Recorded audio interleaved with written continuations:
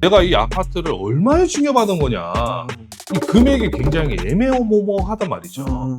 완전히 증여세가 달라질 수 있어요. 만약에 증여세 좀 절세를 하고 싶다. 그러면은 아파트보다는 증여해 주는 게 낫겠죠. 너무 이렇게 보수적인 분 말고 좀 이렇게 유연하신 분들.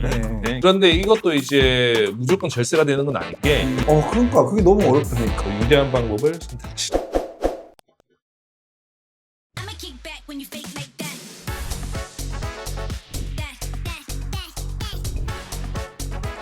Kick back, kick back, kick back. I'ma kick back when you fake like that. 부동산 증여할 때 말입니다. 시가부터 챙겨야 된단 말이 있는데 네. 요거 그 처가하고 시가의 시가인가요? 아니요.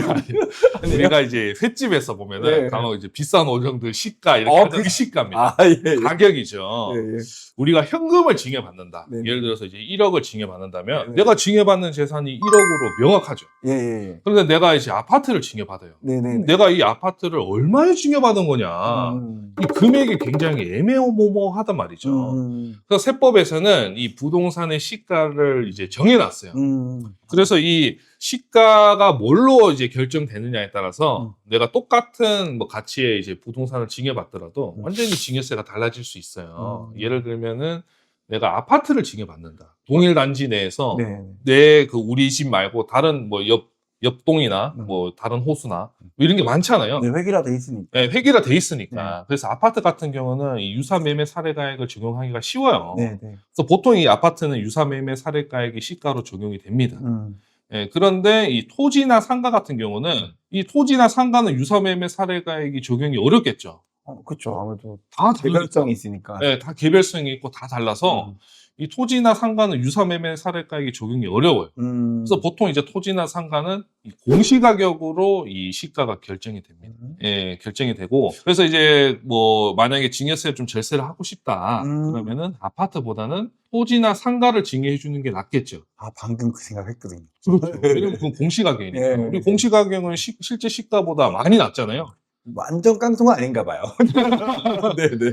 그런데 이제 이렇게 상가나 토지를 증여를 이제 공시가격으로 실제 시가보다 낮게 이제 증여세를 내고 증여를 하다 보니까 이 국세청에서 이게 마음에 안 드는 거예요. 너는 왜 저기 예를 들어 실제 가치가 뭐 한 20억짜리 뭐 상가나 이런 거 받으면서 왜 공시가격 한 10억으로 증여세 내냐 이거죠. 마음에 안 들잖아요. 그래서 국세청이 이제 2020년부터 안 되겠다. 너희가 이제 그 토지나 상가 공시가격으로 증여 신고하면 내가 국세청이 사비를 들여서 내가 감정평가 받아가지고 이 감정평가 금액으로 안 그래도 돼. 증여세 과세하겠다. 네. 이렇게 바뀌었습니다. 예, 이 세금을 많이 과세를 하려고. 근데 이제 이 이제 감정평가 사업이 2020년부터 이제 시행이 됐는데 이미 시행이 됐어요. 근데 이게 짭짤하거든요. 이게 과세되는 게 이거 저 감정평가 수수료 빼더라도 이게 세금 추징되는 게 짭짤하다 보니까 올해부터 이 감정평가 사업을 이제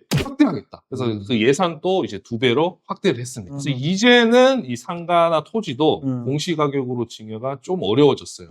물론 뭐 한 2억, 3억 이 정도 수준은 괜찮지만은 공시가격이 한 10억을 초과한다. 그럼 이때는 이제 국세청이 감정평가를 해서 이 증여세를 추가로 과세를 할 수 있습니다. 그래서 이 부분 일단 주의를 하셔야 되고, 그다음 이제 그럼 아파트 같은 경우, 아파트는 어쨌든 실제 시가대로 우리가 증여를 받는 수밖에 없어요. 유사매매 사례가액이 워낙 많으니까. 그럼 이거를 좀 어떻게 절세를 할 수 없냐? 일단 이제 첫 번째로 이 증여 시기가 굉장히 중요합니다. 우리가 이제 아파트가 간혹 금매가 나올 때가 있어요.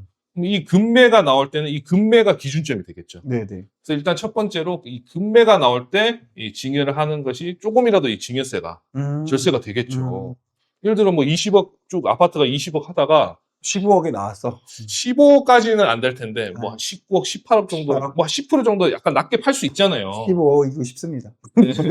뭐 그 정도는 뭐 금매로 나올 수 있으니까. 20%까지 하면 16억 정도, 17억 정도. 그렇죠. 뭐 사정에 따라서. 그럼 이제 요게 이제 기준점이 되기 때문에 이 금매가 나올 때 일단 증여를 하시는 게 좋고, 이 두 번째는 감정평가를 받는 게 좋긴 해요. 아파트도. 왜냐면은 예를 들어 이제 아파트 매매 사례가액이 한 20억이에요.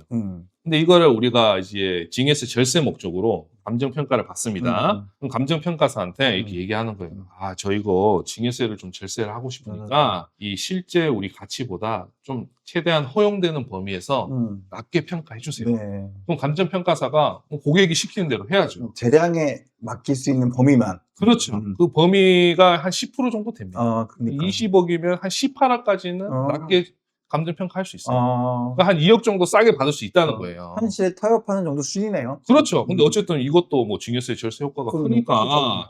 그래서 아파트를 증여받으시는 분은 꼭 감정평가를 받으시라.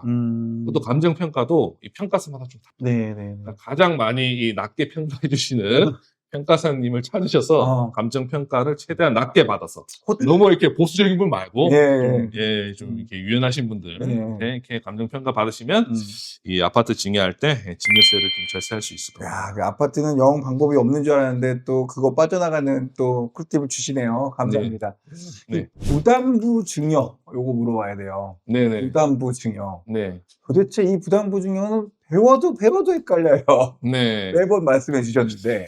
이게 어렵습니다. 부담부 네. 증여가 일반 증여보다 어려운 게 이 부담부 증여라는 게 일단 뜻이 뭐냐면은 내가 부담을 한다. 네네. 예, 그래서 부담부 증여거든요. 네네. 내가 이제 채무를 부담하는 거예요.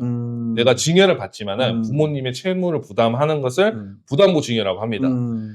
예를 들어 이제 시가 10억의 아파트가 전세가 7억이 있어요. 네. 그럼 이것을 내가 이제 증여를 받으면은 네. 실제로 내가 증여받는 재산은 3억이죠. 네. 왜냐하면 전세 7억은 내가 돌려줘야 되잖아요, 세입자한테. 네네. 그러니까 이것을 이제 전세까지 같이 이제 받는 걸 부담부 증여라고 하는데, 그럼 이제 나는 이 10억을 증여받는 것보다 10억에 이 전세 7억을 같이 증여를 받는 게, 그럼 나는 이제 증여받는 재산이 3억밖에 안 되니까. 그렇죠. 사실 3억 받은 거. 그렇죠. 그럼 이제 증여세가 좀 낮게 나오긴 하겠죠. 그런데 이것도 이제 무조건 절세가 되는 건 아닌 게, 이 부담부 증여는 양도세가 나옵니다. 예, 이 부모님이, 이 증여를 해주신 부모님이 이 전세 금액 7억에 대해서는 양도세를 보는 거예요.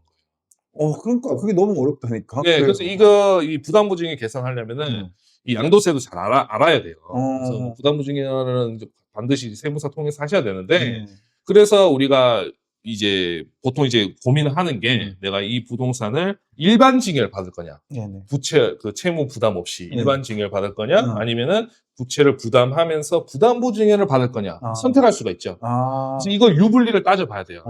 이 부담부 증여가 무조건 유리한 게 아니에요. 그러니까요. 양도세가 더 많이 나올 수가 있어요. 금액이 크지 않으면 그럴 수 있겠어요. 그렇죠. 그럼 차라리 일반 증여가 유리하거든요. 그래서 이 여러분들이 부동산 증여할 때는 이 일반 증여랑 부담부 증여를 비교를 해보셔야 돼요. 세 번.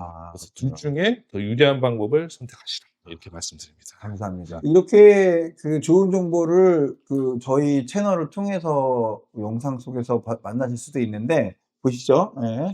상속 증여의 기술이라는 이제 책이 나왔으니까요. 온라인상이나 또는 서점에 가셔도 있고요. 또 저희 채널 밑에 하단에 보시면 또 저희 신청할 수 있게 돼 있으니까 그걸 좀 활용하시면서 책을 많이 사 보셨으면 좋겠습니다. 저희 15만 조회수 찍혔을 때는 사실은 상담도 많이 원하시더라고요. 네네네. 상담 비용 좀 우리 동산이 형 채널 시청자분들께 좀 할인 좀 해서 가능하시겠죠? 아, 당연합니다. 동산이 형 통해서 오셨다고 하면은 제가 뭐 10% 이상은 제가 할인을 해드리겠습니다. 요거 궁금하더라고. 공생TV 시청자님들은 안 해줘요? 지금 그러니까 우리가 차별당할까봐 걱정한 거거든. 네네. 공생TV 시청자님과 똑같이 해주실 거죠? 당연하죠. 네, 알겠습니다. 네. 잘 부탁드립니다. 네. 네. 겉에서 이렇게 봤을 때는 뭔가 좀 편법 같거든요. 네네. 한국인의 세금 폭탄. 근데 중국인은 상속세 면제.